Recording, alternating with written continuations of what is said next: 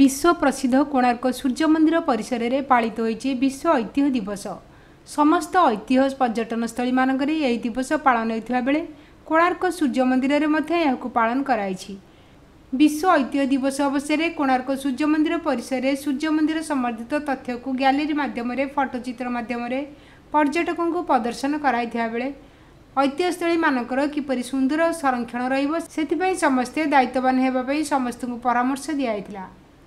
एही विश्व ऐतिह्य दिवस रे जोग देइथिबा स्कूलर छात्र छात्री माने विभिन्न प्रतियोगिता रे भाग नैथिबा बेले विश्व ऐतिह्य सप्ताह प्रतिवर्ष पालन कराउछि।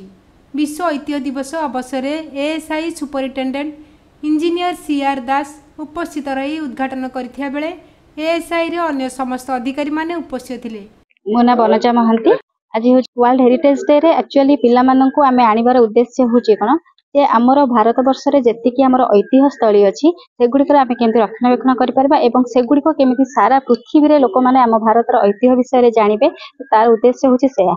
एटा होची ये जो आज जो कार्यक्रम करा हेची एटा होची आम विद्यालय एक टूरिज्म क्लब अछि जहा कि ministry of tourism government of India तरफ करा हेची एवं सेमानक द्वारा ए जो कार्यक्रम आयोजित करा हेची ता द्वारा कोन होची पिला माने एबेठु पर्यटन विषय रे बहुत किछि जानि पारुछंती एवं भविष्य रे भारत रो पर्यटन को समग्र विश्व रे विख्यात करबा होची माने ए जो कार्यक्रम रा उद्देश्य।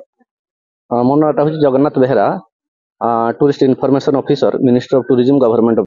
आज होची world heritage day. A world heritage day रे पिला माननकु केमितिका हमर हेरिटेज बा ऐतिह्य संस्कृति उपरे सचेतनता सृष्टि करिवा।